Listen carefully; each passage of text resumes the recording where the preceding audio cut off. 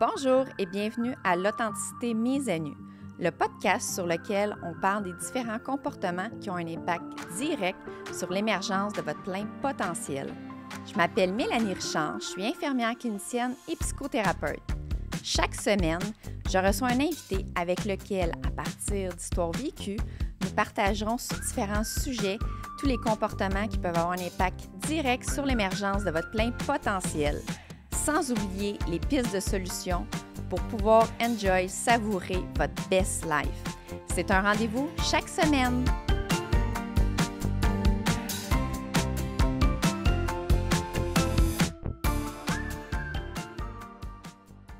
Aujourd'hui, je reçois Nicolas Provencher, une personne extraordinaire que j'ai tout récemment connu, que en fait, j'ai parlé que quelques minutes et il est tellement willing, je dirais, qu'il m'a tout de suite dit oui pour venir sur le podcast. En fait, Nicolas vient nous parler de sa propre expérience en tant que, en fait, comment je pourrais dire, à l'âge de 3 ans, Nicolas, ses parents se sont fait dire par les médecins qu'ils ne parleraient jamais, qu'il y avait eu un diagnostic du trouble du spectre de l'autisme. Et bien, comme vous allez voir, bien, Nicolas parle. Donc, ouais, ben voilà, j'en parle maintenant. Mais oui, donc les médecins se sont clairement trompés, et bien heureusement, mais... oh oui. oui. Et moi, je trouve ça extraordinaire. C'est sûr que je ne sais pas le parcours, je vais le découvrir en même temps que les auditeurs. Donc, premièrement, merci ça fait vraiment d'être plaisir. là. Je voulais faire ça depuis un bon bout de temps, d'aller sur un podcast puis juste parler, discuter, n'importe quoi. Donc, c'est le fun que je peux parler de ma vie au grand public. Oui, mais moi, je suis vraiment heureuse puis touchée. Puis je trouve ça extraordinaire sans savoir tout ce qui s'est passé en tout ça. À 3 ans, ne pas parler. Et aujourd'hui, tu fais plus que parler. Tu vas au cégep aussi, comme qu'on discutait tantôt. Oui. Ben, comme quand j'étais jeune, un bébé, de qu'est-ce que j'entendais, c'était comme surtout que j'étais solitaire puis je voulais faire mes propres affaires. Puis quand ma mère voulait passer du temps avec moi, c'était très difficile pour moi d'accepter sa présence. C'était toujours comme, fallait que j'utilise les jouets de ma manière, puis si elle bougeait d'un truc, ben c'était comme, je pétais une crise. Là. Ah oui? C'était un truc comme ça, là, tu sais, je jouais avec des autos, puis c'est comme, fait que cette auto-là fasse cette action-là, sinon ça va pas bien, là. Donc c'était un des... c'est pas vraiment un souvenir, mais c'est un des affaires mémorables que je me rappelle que ma mère m'a dit que c'est quand même, OK, c'était comme ça que j'agissais avant. Mm-hmm. Puis ça a vraiment, genre, changé depuis quand j'étais à garderie. Puisque à la garderie, ben, j'ai eu enfin une conscience, là. C'était comme un bébé, d'abord, j'ai pas de souvenirs vraiment, mais j'ai commencé à être plus là dans la vie à l'âge de 3 ans, 4 ans, là, quand j'ai commencé vraiment à être en garderie avec des enfants autour de moi. C'était à cause de ça. Peut-être comme les rencontres spontanées d'enfants de mon âge, ça m'a fait réveiller dans un certain sens. Oui, mais quand tu dis être là, mais tu étais là, mais c'est ce que j'interprète, c'est le contact avec les autres qui n'étaient pas là, c'est ça? Ben oui, mais je dirais comme... Qu'est-ce que tu veux dire? Dans mon... Quand on est un bébé, on ne sait pas vraiment nos actions, puis c'est plus comme on est en autopilot dans un certain sens. Oui. Puis on vit notre vie. Mais à un moment donné, ça clique, puis tu vois le monde, là. Mm-hmm. Tu t'en rappelles jamais de tes années avant cet âge-là. Alors, quand tu es en garderie ou en maternelle, tu t'en rappelles parfois peut-être des souvenirs flous, très flous, mais tu t'en rappelles bien être là puis de faire ces actions-là. Mais avant, tu t'en rappelles de rien. Donc, la période que tu parlais pas, tu te rappelles pas de ça? Je me rappelle aucunement de ça. Mais t'étais petit, là, on va se le dire. Oui, j'étais petit. Je me rappelle quand même quand j'avais 4 ans, 3 ans, puis un peu plus tard, là, j'avais besoin d'aide pour parler aux gens, tout ça, ou sinon comme avoir une routine, parce que je vivais sur juste des routines. Là. Puis même maintenant, je vis juste sur des routines, mais moins basées. Là. Moins structurées. Moins structurées. Là, je me laisse un peu dans le flow, là, comme en ce moment, mais... mais surtout quand j'étais petit, je vivais sur des routines, puis c'est comme, si on faisait pas cette action-là, c'était comme, oh boy, ça allait pas bien avec mes parents, là. Ouais? Ouais. Mais je pétais pas vraiment, peut-être je pétais des crises, mais je dirais pas genre comme, je lançais des affaires ou whatever, c'était plus comme, j'étais soit pas content, soit un peu triste, ou genre comme, je me sentais pas correct, parce que c'était comme... c'était comme, c'est ça, fallait que je fasse à ce temps-là, à ce moment précis, comme d'aller manger, comme fallait que je mange vraiment à 5 heures du soir pour le souper, puis après ça, genre 30 minutes après, j'avais le temps de faire mes affaires, puis après ça, c'était comme 1 heure plus tard, ben là, je prenais mon bain, puis si je prenais pas mon bain, mais là, c'est comme, Ça qu'est-ce que je fonctionnait fais, pas. là? Ça fonctionnait pas. C'était surtout dans les années plus jeunes, puis je pense comme vers l'âge de 8 ans, j'ai commencé à enlever. Bon, je pense que mes parents, ou même moi, j'ai même dit, j'ai plus besoin de... Autant de structure. Autant de structure. Ouais. Mais tu sais, je prenais quand même la même structure, je l'avais un peu dans la tête, tu sais, de comme à peu près à cette heure-là, il faudrait qu'on mange, tout ça. Mais ça devenait de plus en plus moins structuré. Il y avait de la flexibilité. Oui, oui. À de l'imprévisibilité. Ah ouais. Ah ouais. Mais quand tu étais petit, l'imprévisibilité, ça devait être difficile. Là. Oui. S'il fallait que tout soit structuré, j'entends là-dedans qu'il fallait aussi que tu sois au courant à l'avance de ce qui s'en vient. Absolument. Ben en plus, ça se voyait beaucoup quand on était en route pour aller quelque part. Puis même pendant pendant qu'on était en voiture, fait que je sache combien de temps que ça allait durer. Fait que je sache combien le chemin. Tu sais, je me rappelais toujours du chemin. Puis si on changeait de chemin, j'étais comme « Hey, on s'en va où, là? C'est pas le même chemin qu'on prend aujourd'hui. » Ah oui? Je le savais directement. Dès qu'il y avait un changement, je le savais. Puis je pense pas que j'ai eu une crise ou whatever, mais tu sais, je réagissais. Ça te puis dérangeait. Ça me dérangeait, puis j'étais pas trop sûr, j'étais confus. Tu sais, comme même maintenant, je sais qu'il y a un changement, puis ça crée un inconfort. Ça me crée un inconfort, mais pas aussi fort qu'avant. Mais c'est ça, tu sais, comme, il fallait vraiment que je sache tout. Puis, à un point que c'est comme, je savais le nombre de temps que ça arrivait par cœur pour aller chez grand-maman, c'était genre 15 minutes de où qu'on vivait, ou genre max 20 minutes. Puis si c'était plus long que ça, il y avait vraiment un problème. Donc, tout avec précision et du détail de ce que tu es en train de raconter. Non seulement le chemin, telle rue, on tourne à droite ou à gauche. Mais peut-être pas les changements de direction, mais c'était plus subconscient que ça le faisait, que je savais qu'on tournait là, qu'on allait continuer. Je suis jamais géographique, je saurais jamais c'est quoi la rue de mes grands-parents. Je sais juste qu'il faut tourner dans cette direction-là, puis ça m'ira là. OK. Mais quand même, il y a quand même beaucoup de précision dans ce que tu me parles. Là. Le chemin, la durée, les choses comme ça. Donc, tu as une mémoire phénoménale. Oui. En vrai, non, mais c'est comme...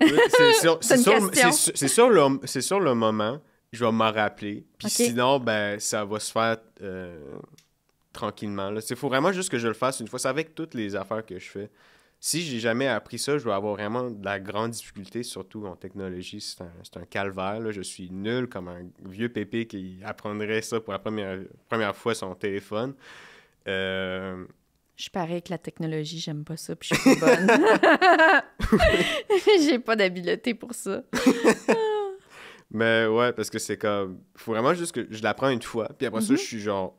ça devient automatique que je le fais, puis je sais quoi faire. Sinon, j'ai peut-être besoin de quelques rappels après ça, mais tu sais, c'est comme mon corps, il y a toujours une routine qui se fait, puis si un jour j'arrête cette routine-là, ben, j'ai un peu de difficulté à me remettre, ou c'est ça que ça disparaît complètement, tu sais.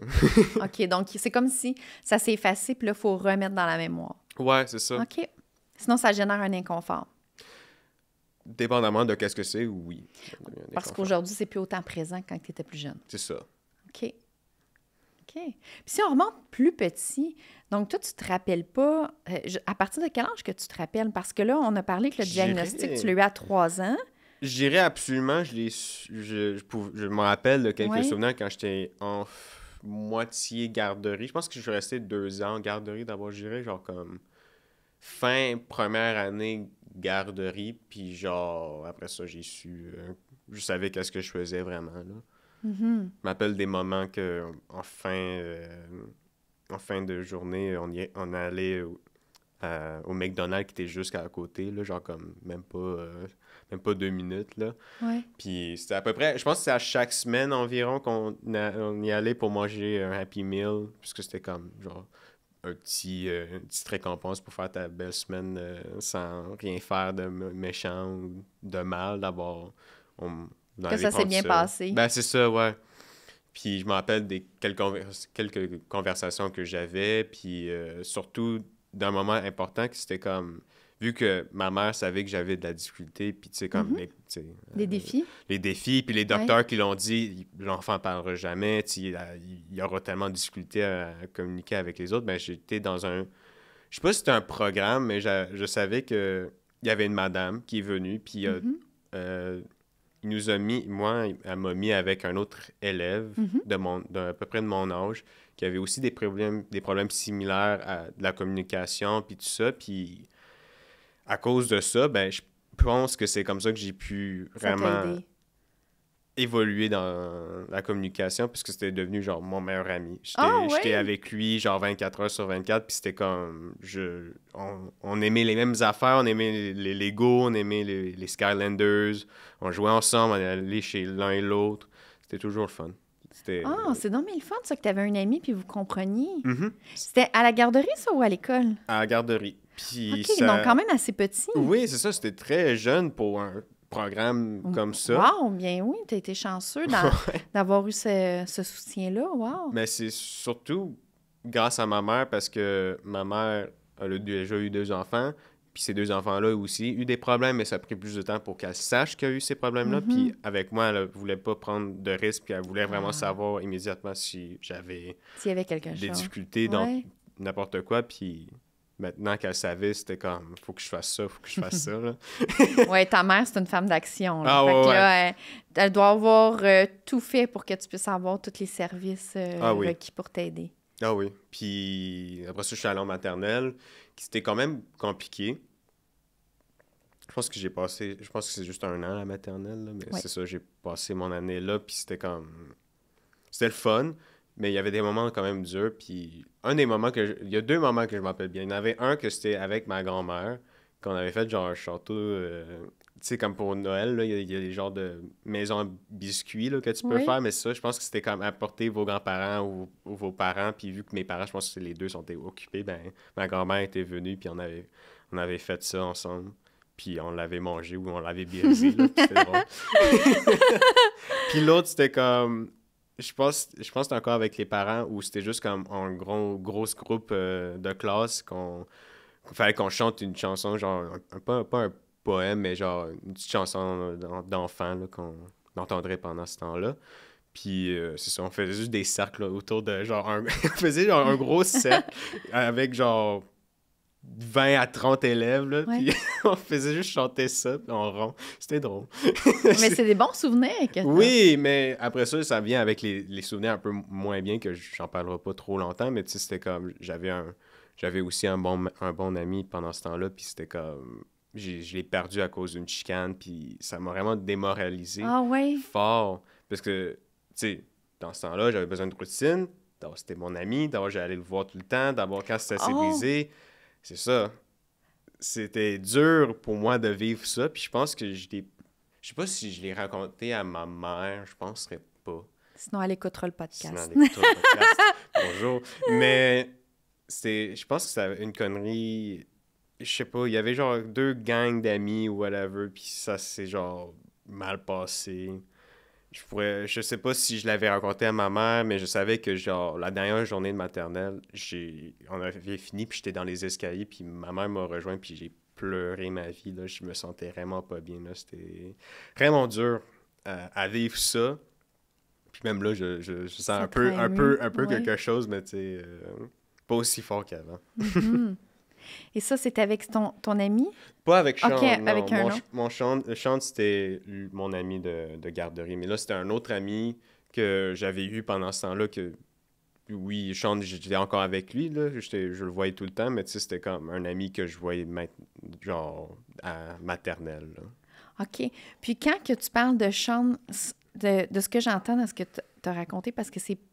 Je sais pas si vous êtes revenus amis ensemble, mais la période de temps que vous n'êtes pas parlé pendant la chicane, en fait, de ce que j'entends, non seulement tu avais de la peine de ne pas avoir... Tu avais ton ami que là, il y avait un conflit, vous ne parliez pas, mais toi, en fait, ça vient tout chambouler ta routine, là, parce que tu avais ton ami dans ta routine, là. Tu avais l'habitude de le voir. Mais c'était pas Sean dans la maternelle. La maternelle, c'est une autre personne, c'est un autre ami que j'avais eu. Sean, c'est mon meilleur ami que j'ai eu juste à 12 ans environ, puis après ça, on n'a plus vraiment parlé ou c'est moins vu. C'était pas à cause qu'on s'aimait plus, il y a des chicanes, non, c'était juste comme... C'est la vie, c'est nos comme vies, ça. on se sépare, puis il faut aller avec le flow. Mais le gars que j'étais ami en maternelle, ben c'était vraiment dur pour moi parce que, comme tu avais bien expliqué, la routine, ça se brise, puis je savais pas quoi faire, puis je me sentais seul. Puis je pense que c'était comme des moments durs de genre passer le temps de dîner dans la même place où il y avait ce gars-là, puis de l'éviter un peu, c'était quelque chose. Oui. Puis à ce moment-là, à la maternelle, est-ce que ta communication, tu parlais? Ben, je parlais depuis que j'avais genre, tu sais, comme 4 ans, là, mais tu sais, c'était... OK, mais ça l'a débloqué rapidement que Oui, tu parles. ça bloquait quand même rapidement, oui, absolument. C'est comme... OK. Mais ça a évolué par le temps quand même, mais j'ai comme débloqué ça à l'âge de 4 ans, avec des petites communications, tout ça. Ouais. Tu sais, pour dire, j'ai faim ou whatever, là, mais tu sais, comme je parlais, là, tu sais, je parlais pas avec mes mains ou juste avec des signes, mais tu sais, je le disais parfois, là. OK, parce que moi, je m'imaginais, ben je le savais pas, mais je me disais, peut-être que c'est avec le temps, tu as développé. Non, c'était vraiment genre... Tu parlais pas, puis là, tout d'un coup, à un moment donné, c'est comme s'il y a eu un déblocage. Ouais, c'est ça. Oh, OK. Mm-hmm. C'est surprenant. Même pour ma mère, elle était vraiment surprise. Parce qu'elle elle me parle tout de ça, là, qu'elle était vraiment peur, qu'elle avait vraiment peur que j'allais jamais la parler parce qu'elle voulait avoir un jeune garçon. Puis que son jeune garçon lui parle pas. Quand je l'entends parler, je sais que ça le fait du mal de juste d'y penser que moi, il y aurait une possibilité dans un autre univers ou une autre timeline que genre, je la parle même pas. Puis je fais juste comme vivre ma vie seule. Puis même pas, dans ce podcast. Hein. Ah, c'est sûr que t'aurais pas pu venir, j'aurais pas eu la chance de te rencontrer, moi non plus. C'est incroyable. Oh, donc, mais... Tout que... Je suis comme sans mots de quoi dire à ta mère dans le sens que de ne pas avoir... Là, je dis pas... Il y a comme plein de choses qui se bousculent dans ma tête. Pas de ne pas écouter les médecins, mais si je me mets à la place de ta mère, bien, je peux pas me mettre à la place, mais...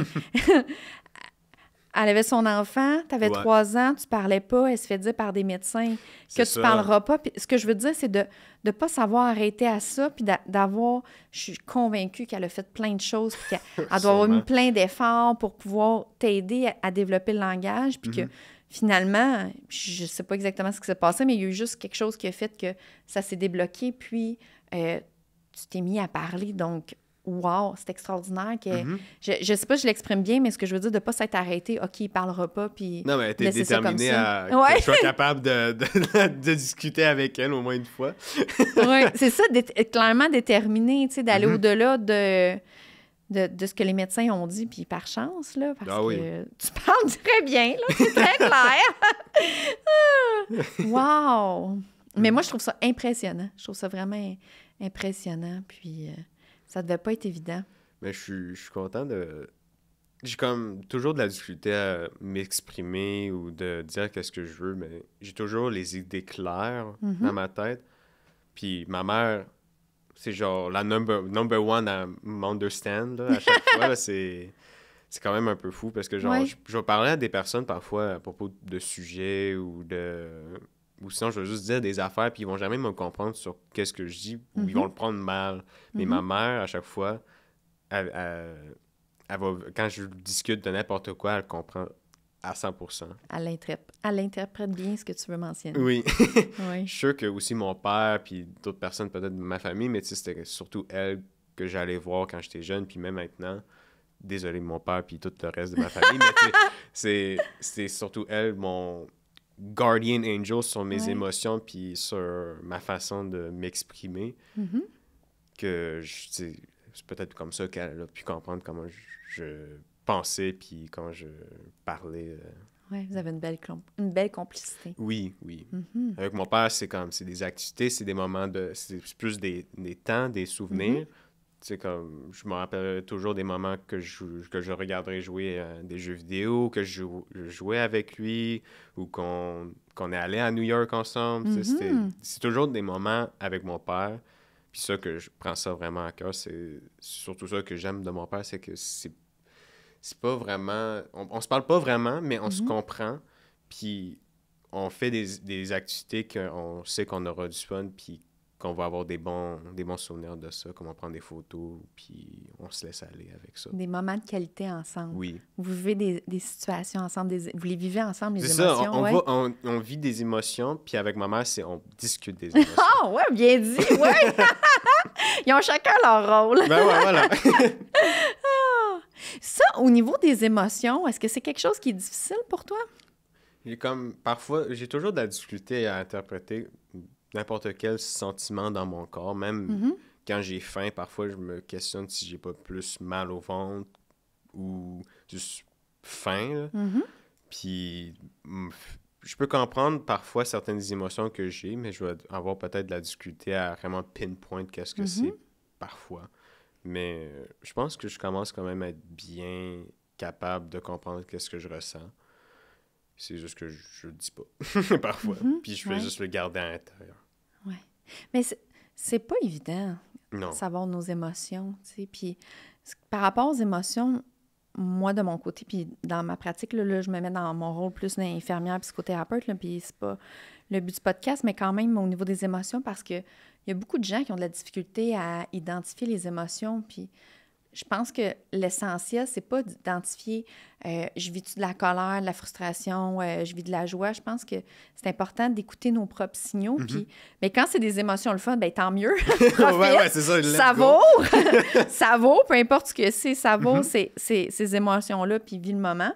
Mais quand c'est des émotions moins le fun, même si tu n'es pas capable de mettre, puis moi, en fait, c'est ce que je partage à mes clients, c'est même si tu n'es pas capable de dire c'est quelle émotion, bien, c'est un signal d'alarme. Tu sais qu'il y a quelque chose qui se passe, fait que d'y répondre puis voir c'est quoi. C'est un peu comme tu dis, mais là, je sais pas, tu sais, c'est parce que j'ai faim ou c'est parce que j'ai mal au ventre, bien... Il faut juste agir, puis exact. C'est ça que je fais maintenant. Là. C'est comme si je sens que j'ai faim, puis possiblement mal de ventre, mais je vais juste dire, ben, let's go, je vais juste manger quelque chose, puis je vais prier que tout va bien. Puis, on va voir après, puis dans la plupart du temps, ça passe très bien.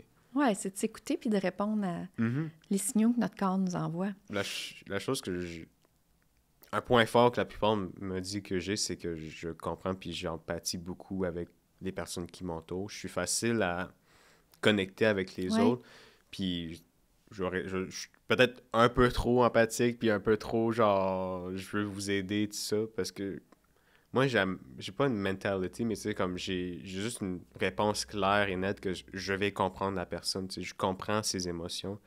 Tu sais, je sens quand la personne est contente, je sens quand la personne est en détresse ou elle va pas bien. C'est un peu plus dur quand la personne, tu sais, mixe sur les signaux qu'elle fait, là, tu sais, comme, ou sinon elle va mentir sur comment qu'elle se sent, mais tu sais, quand je la vois, la personne, tu sais, je me sens d'une manière, puis je vais dire, tu sais, je te comprends. Je comprends ta situation, puis tu sais, je vois donc comment que tu es, que tu as besoin du temps pour toi, tu sais. C'est vraiment beau ce que tu viens de partager, Nicolas. C'est quelque chose que je remarque sur toi depuis tantôt. C'est ça, c'est l'écoute que tu as. Puis, c'est pas tout le monde qui a ça, cette sensibilité-là. Tu as vraiment une belle sensibilité à l'autre, mais de la manière que tu le décris, puis ceux qui font... pas qui font juste, mais ceux qui sont sur l'audio, vous ne voyez pas, mais sur YouTube, ceux qui vont voir la vidéo, tu faisais vraiment un signe, tu sais, je vois, tu sais, c'est comme si tu me montres que tu vois la personne. Donc, ça veut, ce que je comprends, c'est que tu observes les comportements de la personne, tu vois les signaux, c'est ça?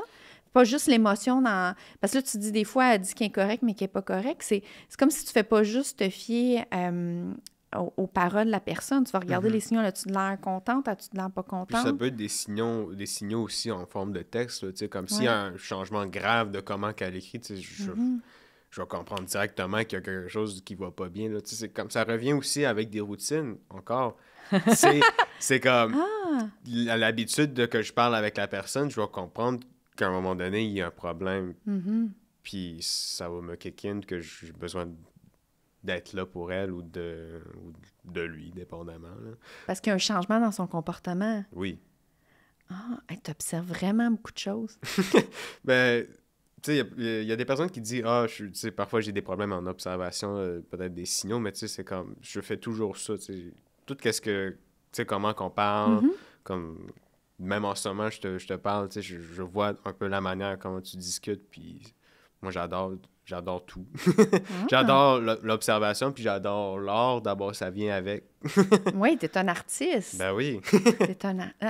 T'étudies en quoi? En art visuel, mais art visuel. tantôt, c'est parce que tu as spécifié en dehors des ondes avant qu'on commence à enregistrer. Tu peux-tu juste le respécifier parce que je trouve ça extraordinaire? Ben, je suis au cégep du Vieux-Montréal en train d'expérimenter les arts visuels que est très intéressant en ce moment. Je pratique surtout l'histoire de l'art, l'observation, d'avoir la nature morte, les corps humains et la thématique de peindre, puis d'utiliser les acryliques de bonne manière ou juste d'utiliser de bons formats. C'est intéressant. Puis aussi les couleurs, tu sais, comme le chaud et froid, l'émotion que tu peux Mhm. ressentir. C'est ça. C'est vraiment beau. Moi, ça m'impressionne. À chaque fois que je reçois un artiste, parce que je suis pas artistique. Là, il faut que j'arrête de dire que je suis pas artistique parce que vous êtes plusieurs qui me disent arrête de dire ça, c'est parce que tu n'as pas exploré. Je vais explorer bientôt Mhm. l'art. Mais là, c'est juste beau. Je trouve que Oui. c'est comme la manière, c'est comme la vision humaine du monde. Même si elle peut être aussi loufoque que ça peut être, hein, comme avec Picasso ou Van Gogh ou whatever, là. Il y a toujours une beauté ou Oui. une émotion que tu peux ressentir. Puis ça rend toute l'expérience beau à voir. Oui, vraiment. Tu es un grand observateur. Tu es un grand observateur puis tu as une grande sensibilité aussi. Mhm.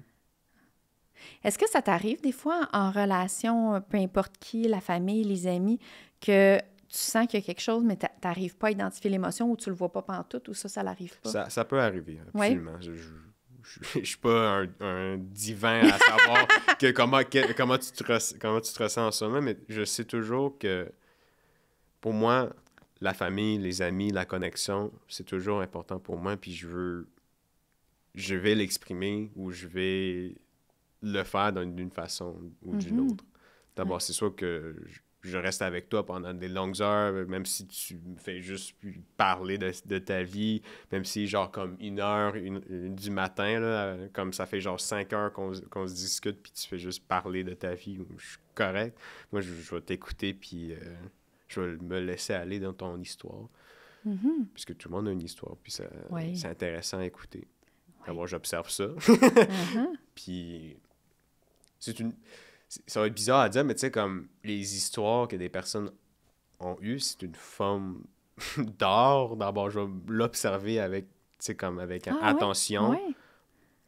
la personne, parce que je trouve que tout le monde est une œuvre d'art. Mhm. Alors, pourquoi pas écouter la personne dire sa vie, puis dire comment qu'elle se sent, comme les émotions, ça peut être de la peinture, d'abord, pourquoi pas des couleurs.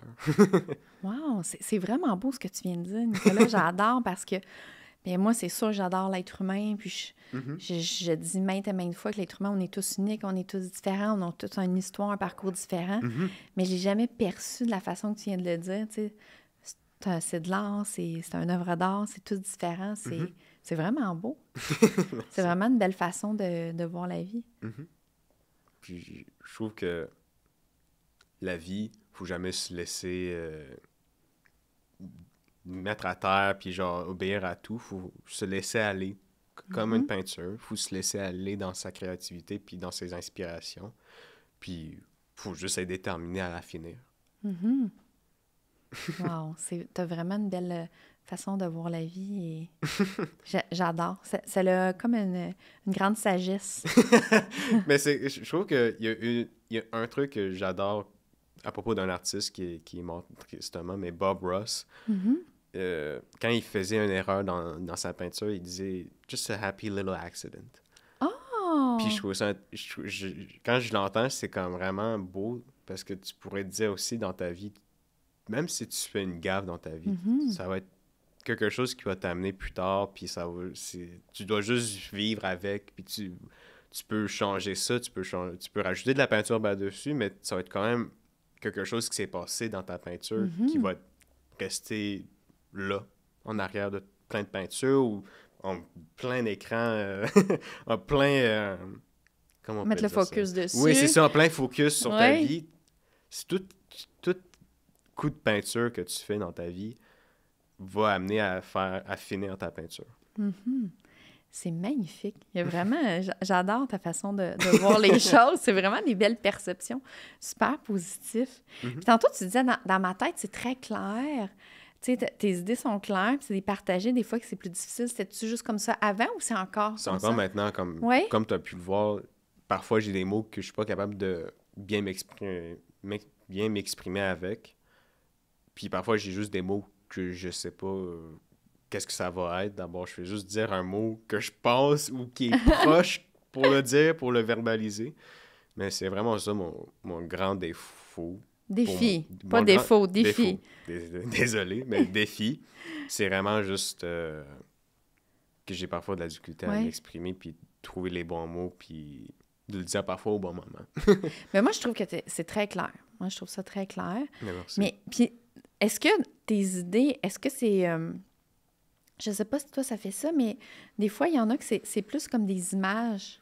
Ah, c'est tout le temps des images. Ouais? C'est Ça, j'aime ça, ça m'impressionne. Parce que moi, c'est pas comme ça, là, mais... Ben, je sais, il y aura des moments que ça va être des mots, tu sais, des affaires comme ça, mais c'est toujours des images, surtout en art, puis surtout en écoutant de la musique, je vois toujours des images d'idées de peinture, d'idées de dessin, d'idées d'animation, d'idées de faire peut-être des bandes dessinées avec. C'est toujours des étincelles que j'ai à chaque fois que soit que j'écoute de la musique, soit quand je dessine, soit quand je parle du monde. Parfois, je vais avoir juste une idée random qui va passer dans ma tête, puis je vais être comme, ah, c'est intéressant. À explorer, ce coup de pinceau. Ouais. Mais je ressens pas, peut-être que t'en as, c'est à toi de me le dire, mais de malaise, malgré tout. Tu sais, comme nous, là, on se connaît pas. On s'est parlé peut-être 2-3 minutes. Tu m'as dit oui, je viens sur le podcast. Oui, on n'a pas rien préparé, à part ton nom. En vrai, je pense pas que c'est le malaise que j'ai. Je pense que c'est plus du stress de comme si c'est la première fois que je fais ça. D'abord, je m'attends pas vraiment je suis pas trop sûr qu'est-ce que ça va arriver. D'abord, je suis comme, oh, je sais pas qu'est-ce qui va se passer. J'ai un peu mal au ventre. Puis là, maintenant, c'est plus là, c'est gone. Mais tu sais, j'ai sûrement eu d'autres expériences dans le passé que c'était à peu près dans ce sens-là. Que c'était comme... C'est pas vraiment un malaise parce que j'aime ça, être spontané puis faire l'affaire, mais ça va être plus le stress d'être sur stage ou d'être des personnes qui vont me regarder ou peut-être me juger.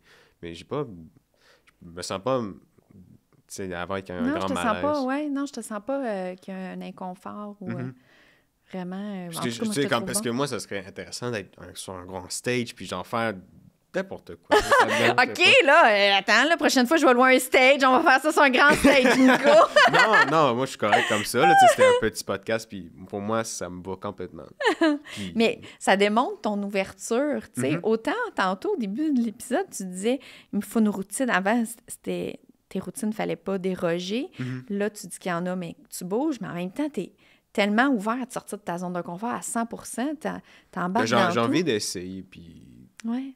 C'est juste qu'en ce moment, je suis plus dans mes routines, puis je fais qu'est-ce qu'il y a à faire, parce que je suis encore au cégep, encore dans l'académie, où c'est toutes les affaires qui peuvent me donner plus de knowledge sur l'art ou mon futur. Mais quand je vais sortir de là, ça va être plus libre. Puis là, ça va être comme, let's go for it. Comme on va commencer à travailler, on va commencer peut-être à explorer certaines affaires, certains thèmes.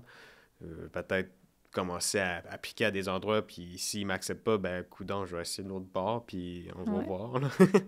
Wow, t'enjoys tellement, tu profites tellement de la vie, t'es ouvert. Je trouve ça extraordinaire. Merci.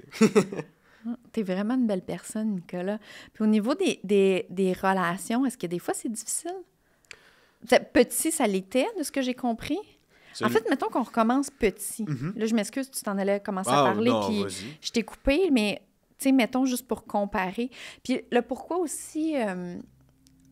tu tu sais, le but du podcast, c'est ce que je veux, c'est d'aider puis inspirer les gens.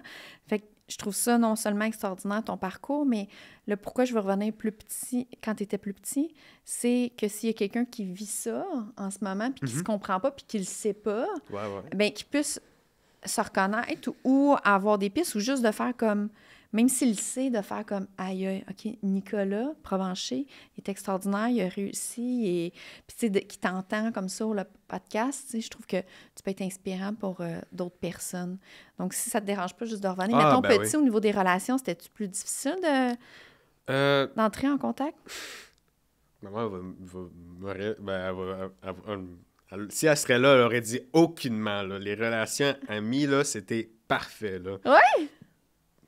Je suis une personne qui, déjà, au jeune âge, j'étais très souriant, puis avec une bonne humeur la plupart du temps, puis j'aimais ça, juste être là, puis faire qu'est-ce qu'il y avait à faire. Parfois, non, peut-être pas pour le français, mais c'est toutes les autres affaires, j'avais du fun, puis avec les personnes, j'avais du fun à parler, à jouer avec, à aller dehors. D'abord, c'était une personne qui était facile à venir voir puis dire hey, est-ce que tu as envie de jouer avec moi? Puis j'étais comme OK, je te connais pas, mais peut-être on pourrait essayer quelque chose. Puis c'est comme ça que j'ai rencontré plein de personnes au primaire. Puis je pense que c'était comme je le dis tout le temps, c'est un des moments les plus préférés que j'ai eu pendant mes 6 ans au primaire. C'était genre c'est magique. C'est vraiment un souvenir qui est genre, quand j'imagine, c'était un moment parfait. Même s'il y avait des moments durs, des moments un peu compliqués à comprendre, la liberté puis la beauté qu'on avait dans cet âge-là était tellement, genre, éblouissant que ça fait un moment vraiment mémorable. Oui. Dans le fond, la possibilité d'être soi.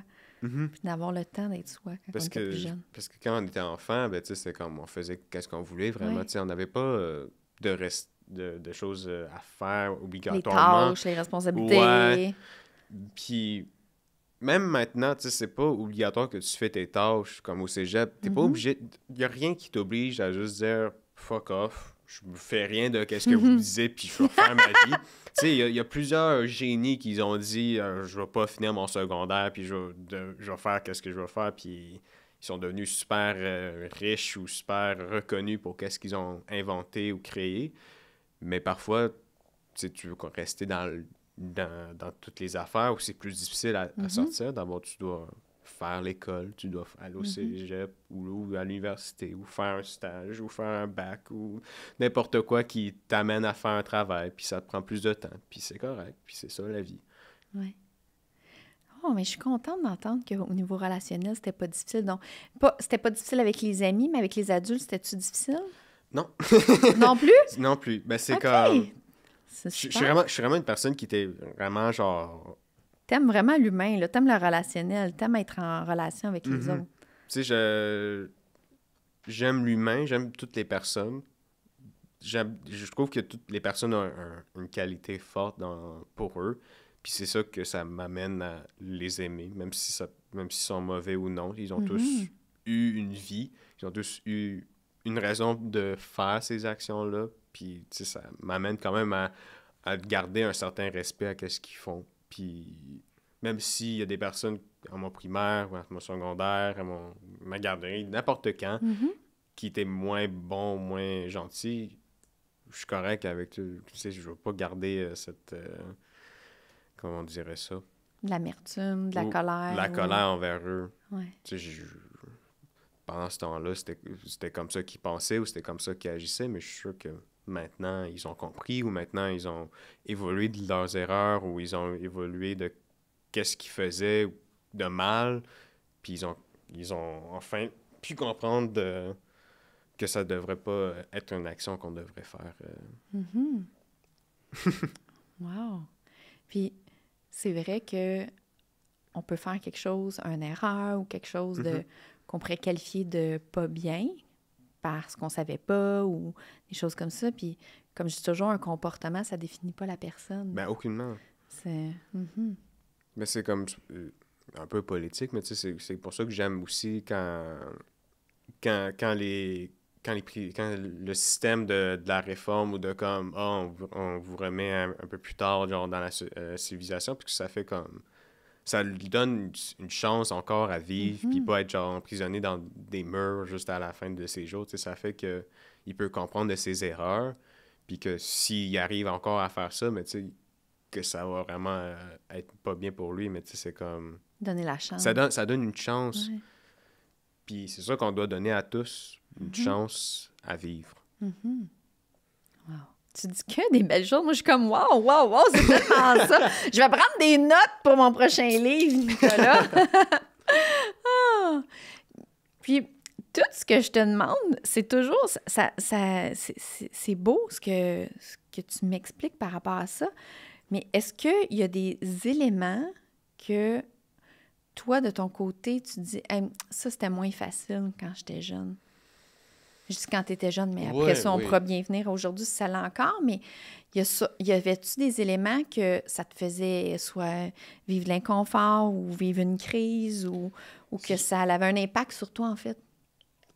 Surtout, vu que je suis une personne qui est très empathique, qui aime être pour les personnes, c'est très dur pour moi de voir des personnes être en douleur ou d'être pas contentes contre moi. C'est surtout un truc que j'aime pas quand des personnes sont contre moi ou qu'ils aiment pas qu'est-ce que j'ai fait ou comme si quand je fais une erreur, je me sens vraiment mal.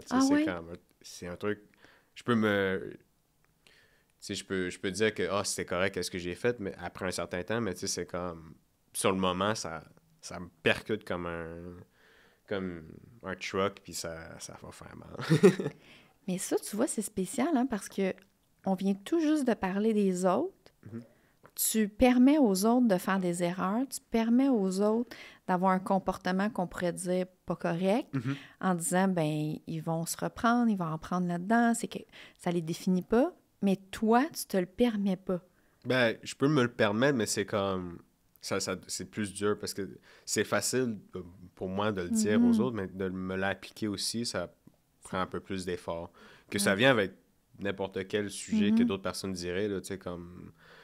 Puis cette feuille-là, ça va être facile. Il est comme, ben ouais, regarde, puis après ça, ça, il fait complètement mauvais, là. Mais ça vient avec tout, d'abord. Oui. Puis t'es pas le seul, hein. Moi, la première aussi, là, genre... on est toujours plus doux avec les autres puis plus dur avec soi. Oui. Parce que tu vas être un bon modèle, là, parfois, là, pour les autres. Est-ce qu'il y a d'autres choses qui est plus difficile pour toi ou qui amenaient... En fait, est-ce que tu faisais des crises? Y en avait-tu des crises quand tu étais jeune? Il y avait quelques crises, oui, que j'ai faites, mais c'est jamais... Je pense... c'est jamais aussi tant grave là, que d'autres crises qu'il pourrait avoir avec d'autres personnes. Mais j'avais surtout des crises, surtout sur ma santé, parce que j'avais... À l'âge de 10 ans, ma santé vraiment genre chuté comme un fou. Ah oui? Puis j'avais vraiment des maux de ventre, puis ça m'a genre coupé quand même une majorité d'une année scolaire au primaire. Parce que je pouvais juste pas sortir vraiment de la maison. J'étais comme obligé de rester à la maison parce que si je mangeais un mauvais truc ou si je faisais une mauvaise action pendant la journée, je vomissais puis c'était fin. Oh, ça a été difficile au niveau de ton estomac. Ouais. C'est pour ça, tantôt, c'est pour ça, moi je fais des liens, là, mais peut-être c'est pas un bon lien. Tantôt, tu disais, quand je ressens un inconfort au niveau du ventre, je sais pas si c'est parce que j'ai faim ou c'est parce que j'ai mal. Ouais. OK. Ça devait être marquant. Oui, c'est ça. Oui, ça devait être marquant, là, une année, là, quand même. Là. C'est pas juste une journée. C'est plus qu'une année. Ça a resté comme ça pendant des années. Pendant un bon, je dirais, 5 ans. Oh! Ben, c'était comme... Première année, je pouvais juste presque pas manger. Je pouvais juste manger biscuit soda, biscuité, toast au beurre et peanut, soupe, sandwich, genre jambon, vraiment plein, vraiment plane, là. C'est comme pain blanc avec jambon, avec mayonnaise. Oh. C'est tout. Ah oui. Puis je pouvais presque pas boire grand-chose, là. Ah, mais c'est sûr que ça t'a marqué à ce niveau-là. C'était comme avant, je pouvais manger n'importe quoi. C'était comme... J'avais des nitpicks sur quoi que je voulais manger, mais tu sais, je pouvais manger n'importe quoi, puis ça serait correct. J'avais quand même un problème avant ça, que c'était comme j'avais une remontée assez facile dans mon comme œsophage. Du reflux gastrique, mettons, là? Comme... Oui, mais c'est aussi quand je mangeais quelque chose, c'est comme j'allais manger tout ça, puis ça allait comme ça pouvait remonter. Je pouvais littéralement juste dire, OK, j'ai envie que ça remonte, puis ça revenait en haut. OK. Puis ça, je peux le faire quand même maintenant, mais c'est quand même plus dur. Mais c'était vraiment genre... Bon, je pense que c'est peut-être mon clapet ou whatever, que c'était comme, oh, je peux faire ça maintenant. Ça peut ressortir. Non, ça, j'en veux pas, finalement. C'est ça. Mais ça, c'était plus physique. Mais au niveau, toi, de la nourriture, t'aimes manger, puis il n'y a pas des textures, des choses que t'aimes pas? Il y a des affaires que, tu sais, je suis plus nitpick, comme j'avais dit. Même à mon âge en ce moment, je suis toujours nitpick. Ouais, je le vois dans tes yeux, il est comme...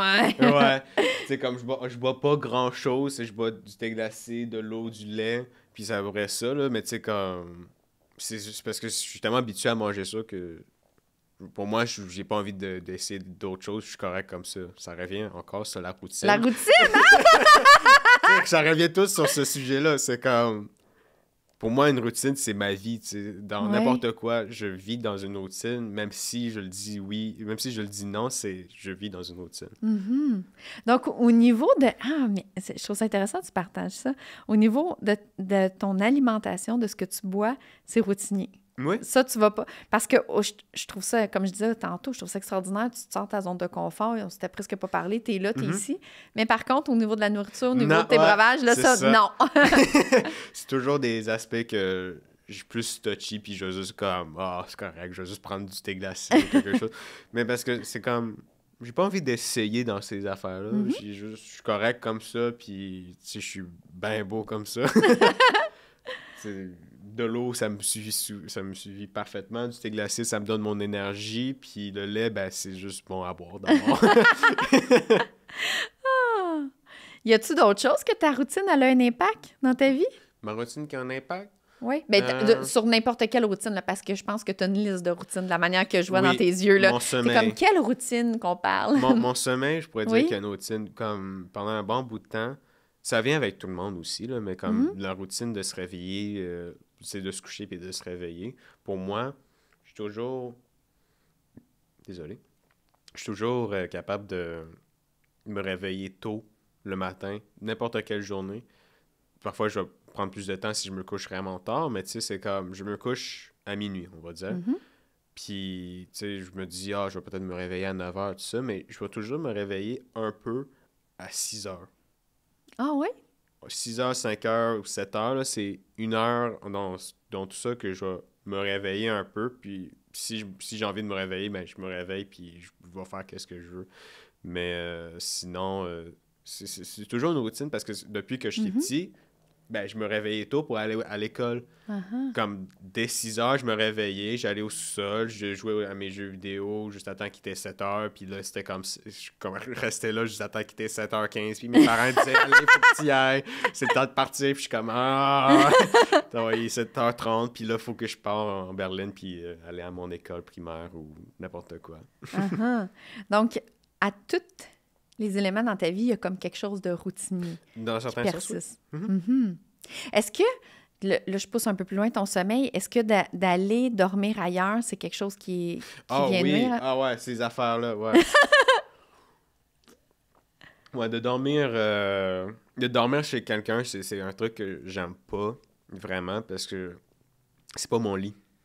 C'est pas mon endroit, c'est pas ma chambre, c'est pas mon lit. D'abord, je vais pas bien dormir, ou ça va prendre plus de temps pour que je sois capable de m'endormir, sauf si je suis épuisé solide. Comme même chez ma grand-mère, tu sais, que je sais que c'est une place que je peux faire confiance, j'ai quand même... Ça prend du temps avant. Comme à un moment donné, j'étais un enfant, puis j'étais littéralement dans le lit comment ça s'appelle? Le lit pour les personnes qui visitent. J'étais là en train d'être là, en train de regarder à la porte, puis j'étais comme, coudonc, je m'endors pas. C'est comme, pendant 20 minutes, j'étais comme ça, puis à un moment donné, j'étais comme, OK. Non, c'est le temps de dodo. Oui. Donc là, parce qu'on changeait de ta routine, c'est pas ta chambre, tes éléments, ton lit. Mais tu sais, c'est quand même, dans ce temps-là, tu sais, ça me dérangeait pas d'essayer d'aller dormir là, mais je savais mentalement que j'allais pas bien dormir. C'est pour ça que je dis pas à grand monde que je vais essayer de coucher chez vous ou whatever, parce que je sais que ça va prendre du temps, ou je vais juste être pas bien, ou sinon j'aurai besoin de mon wake-up call, parce qu'à chaque fois que je me réveille, j'ai besoin du temps pour moi, pour me réveiller, tout ça. D'abord, si je réveille chez quelqu'un, un ami ou whatever, je sais un peu que j'aurais besoin un peu de temps pour moi-même pour être capable de passer la journée avec eux ou whatever. C'est comme peut-être un 30 minutes max ou un 15 minutes, là. Peux-tu me parler un peu plus de ça? Je trouve ça intéressant. T'as besoin d'un moment pour toi le matin? Ben c'est ça, le matin, j'ai besoin d'être réveillé un peu pour passer une journée correcte, là, parce que quand je suis en full let's go, c'est comme, je suis pas bien, là. C'est comme si je me levais du mauvais côté du lit, là. D'abord, ça fait que j'ai une mauvaise humeur aussi, je me sens pas bien, puis ça va rester juste à peu près à la fin de la journée, puis après ça va être parti.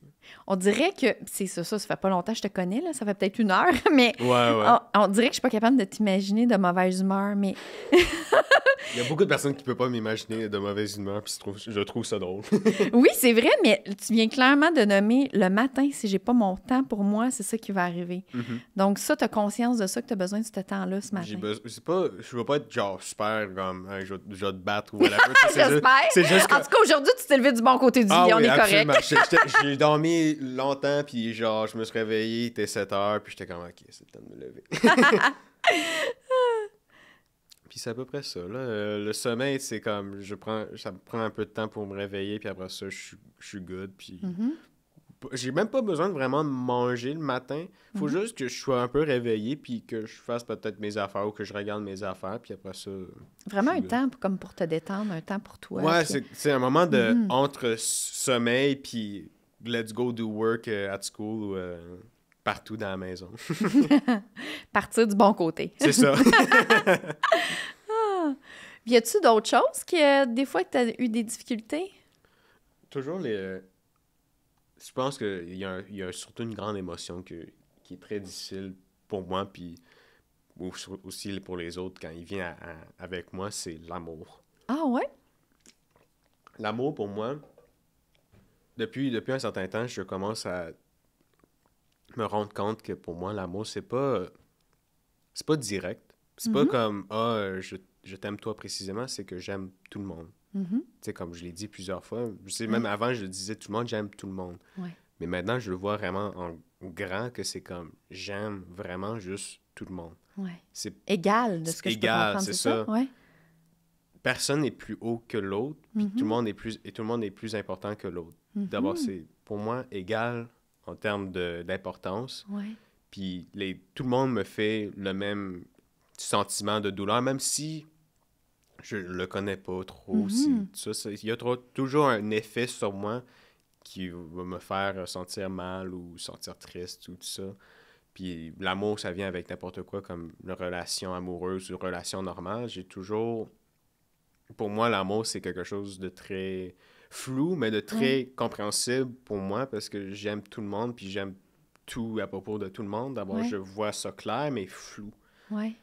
Parce que parce que j'ai envie d'être avec une personne, tu sais, c'est comme... T'as envie d'être en couple. C'est toujours un rêve que j'ai d'être en couple. Ouais. Je l'ai été plusieurs fois. Mais c'est toujours à la fin, moi, qui fait dire, je suis pas capable d'être dans cette relation-là. Pour des raisons que je vais pas aussi en venir, mais tu sais, c'est comme aussi les autres personnes avaient des problèmes, puis moi aussi, j'avais des problèmes par ces temps-là. D'abord, c'est comme, faut se séparer. Ouais. Puis, c'est ça. J'adore que, pour toi, tout être humain a toute la même valeur. Il n'y en a pas un qui est plus élevé ou moins élevé. Je pourrais dire que, ah oui, ma mère, c'est la personne que j'aime le plus, ou mon père, ou tu sais, tout ça, mais tu sais, c'est comme... Pas par le temps que ça descend, mon amour envers eux, c'est juste que je réalise que aussi les autres ont aussi une grande importance pour moi, puis que même si eux sont plus comme des guardian angels, on pourrait dire, de ma vie, tu sais, c'est ça. Oui, mais sauf que en même temps, ça t'amène de voir tout le monde égal, dans le fond, d'avoir de l'amour pour tout le monde de manière égale. C'est plus difficile d'avoir de l'amour différemment. Ou c'est ça. C'est plus dur de gérer ça. Parfois, mon amour, envers une personne en particulier. C'est ça. Puis si la personne n'est pas capable de vivre avec qui je suis, c'est dur pour moi de rester avec la personne parce qu'elle va pas être capable de me suivre. C'est comme, je suis comme ma mère, you're crazy, you're a nut, or you're not a nut. Don't follow me. Mais comme je dis dans ma phrase... Que j'adore, dis-la. I do me, you do you. Exact. C'est tellement beau. J'adore. Puis c'est super simple. C'est ça qu'il faut aussi. Puis tu sembles tellement bien te connaître. Puis ça fait partie de l'amour puis d'aimer. C'est de se permettre d'être soi puis de permettre à l'autre Ben, c'est d'être ça. qui il est. Tu sais, comme d'être dans une relation amoureuse, il faut se laisser d'être l'autre puis d'être soi-même parce que si on n'est pas capable puis il faut toujours être restreint sur l'un ou l'autre, ben, tu sais, ça devient juste pas le fun pour une personne ou l'autre. Ouais. Ou les deux. Ouais. Ça peut être les deux. Effectivement. Mais je pense qu'on va arrêter sur ta belle citation. Puis je trouve ça beau qu'on termine sur le thème de l'amour parce que c'est parfait. tellement extraordinaire. Puis un grand merci, Ben, ça fait Nicolas. plaisir. Un grand merci d'être venu, d'avoir partagé autant. Je me répète, mais je trouve ça tellement beau et merveilleux d'une grande sagesse, ta façon de voir les choses, de voir les gens. J'adore. Je vais réécouter moi-même le podcast et prendre des notes. Puis, on va terminer avec les 4 questions de la fin. Ben oui. En fait, la première question, quelle action que tu as accomplie, que tu ne pensais pas accomplir ou que tu es fier d'avoir fait? Il y en a plusieurs. Il y en a plusieurs. Puis je suis surpris. Je suis impressionné par moi-même que j'ai pu tenir aussi longtemps dans mes moments les plus durs qui étaient comme à mes 10 ans, puis tout ça. Puis, tu sais, je savais pas où que j'allais, puis je pensais vraiment que j'allais mourir dans un certain sens, parce que la douleur était tellement forte, puis tellement comme écrasante, que parfois, tu sais, je pouvais juste même pas sortir puis passer du temps avec mes amis. Comme il y avait un moment donné que mes amis étaient dehors puis on savait pas si c'était une maladie contagieuse ou non. D'abord, il fallait que je reste là, dans le salon, en train de les voir jouer. Oh non, ça tu fais-tu allusion quand tu avais mal à ton ventre, là, quand que tu... avec la nourriture? Ouais, c'est ça. Ah, mon Dieu! D'abord, c'était comme... Pendant des moments, c'était vraiment dur. Oui. Puis une fois... je suis revenu un peu à l'école, tout ça, puis il y avait un concours qui se passait que pour, je ne me rappelle plus c'était pourquoi, peut-être Desjardins ou whatever, ou comme une compagnie quand même assez grande. Puis les élèves étaient demandés de faire une œuvre. Puis moi, j'ai dit, ben moi, j'aimerais ça faire ça, même si j'avais vraiment des problèmes solides pendant ce temps-là. D'abord, même si je suis allé à l'école faire mes cours, puis quand ça allait pas bien, tu sais, je revenais directement à la maison. Puis il restait pas beaucoup de jours avant que ça finisse, puis j'avais pas beaucoup de temps avant de le faire. D'abord, je l'ai fait pendant les moments j'avais vraiment mal au ventre, puis je faisais juste dessiner, puis je faisais peinturer, puis quand je l'avais fini, puis je l'ai donné à ma mère, ben j'ai dit j'espère qu'ils vont aimer ça, puis je suis tellement heureux parce que ils m'ont donné comme cadeau de genre de je pense qu'il m'a je sais pas c'était quoi le prix, mais c'était effort ou tu sais comme vraiment genre d'être capable de La persévérance, la peut-être? persévérance, c'est ça, ou un truc comme ça, que c'était Wow. comme un prix de persévérance pour moi, parce que j'ai mis tellement d'efforts puis de cœur, puis même mes profs de ce temps-là, ils sont venus pour faire un speech parce que, tu sais, ils étaient vraiment genre, tu sais, fiers de moi d'être capable de faire ça, puis d'être sur le podium dans un certain sens. Wow! Mais c'est tellement un bel accomplissement. Tu étais malade physiquement. Ouais, c'est ça. Puis j'avais des crayons de craie. Je m'appelle, je sais pas si c'est de la craie. Bref, j'utilisais de la peinture ou de la craie pour faire mon œuvre. Puis c'était vraiment genre... Tu sais, je me salis vraiment les mains. C'était vraiment comme si je mettais vraiment mon corps sur toute l'œuvre. Puis l'œuvre, si je m'appelle bien, si je peux le décrire, c'était un enfant, un garçon qui peinturait sur un grand tableau, genre vraiment comme un billboard à peu près. Parce que c'est un symbolisme de moi et de lui, peut-être, parce qu'il y avait aussi il y avait aussi un gros nuage autour, puis il y avait un enfant dans un background tout noir en train de penser. Wow! Mon Dieu! On dirait que ça représente ce que tu vivais. Wow! T'avais juste 10 ans? J'avais peut-être 11 ans, peut-être 10 ans. Mais quand même, hein? Ouais. T'es un vrai de vrai artiste. Elle exprimait l'émotion puis le vécu. Je l'ai pas apporté, mais je l'ai comme chez moi. Tu l'as encore? Ouais. Parce qu'ils l'ont... J'ai pas l'original, mais ils ont vraiment fait comme... Pour toutes les œuvres qu'ils ont gagné un prix, ils ont fait une version genre vraiment genre... Comment on pourrait dire ça? Ce serait comme un trophée, en un certain sens. C'est comme toute l'œuvre à la grandeur qui était genre, fait en bois ou whatever, et puis ils ont, genre, peut-être imprimé le dessin par-dessus, puis ils ont rajouté comme qu'est-ce que j'ai gagné, pourquoi j'ai gagné. C'est magnifique, mais toutes mes félicitations. Merci. C'est extraordinaire. Ma prochaine question, puis d'ailleurs, avant d'aller à ma prochaine question, si tu veux, moi, j'aimerais bien que tu m'envoies une photo parce que je veux voir ça. Ah ben oui, absolument. Ma prochaine question, une citation qui est importante pour toi ou significative.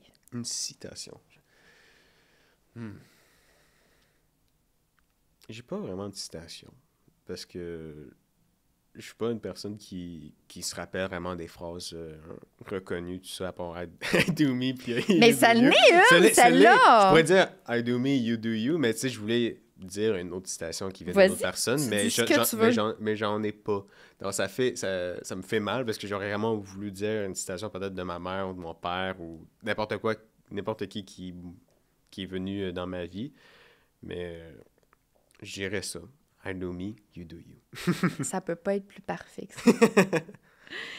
Prochaine question. Un petit bonheur pour toi, c'est quoi? Un petit bonheur.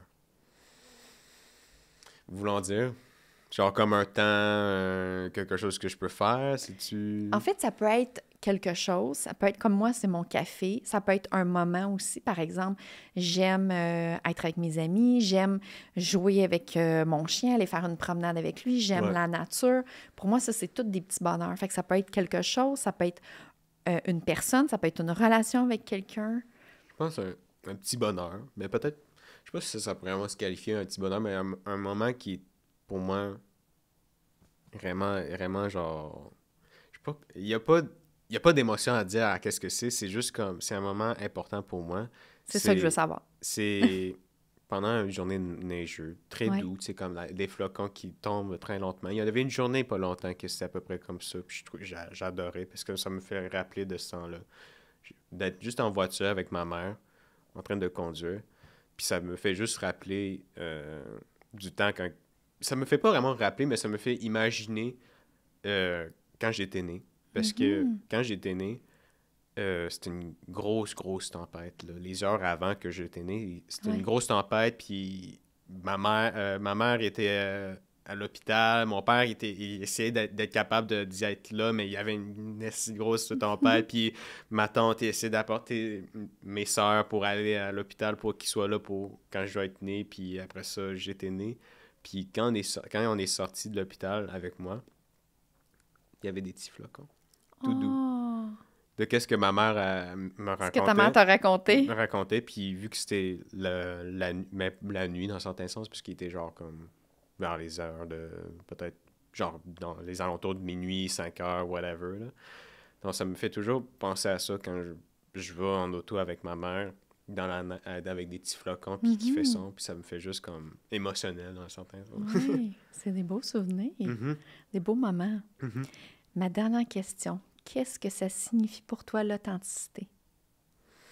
Authentique, c'est d'être soi-même, d'être sa propre peinture, puis de ne pas se faire laisser les autres te contrôler. Puis, comme j'avais dit, tu fais ta peinture, c'est toi, même s'il y a des petits accidents, tu dois être honnête, puis tu dois dire, ben, c'est juste un petit accident. Oui. Oh, merci beaucoup, Nicolas. Un grand merci d'être venu. Je suis vraiment content d'être venu. C'est la première fois que je fais un podcast, puis je suis content d'avoir cette première expérience qui était vraiment fun et mémorable. Ah, ben je suis contente que tu aies aimé l'expérience. Merci. Mais ça fait plaisir.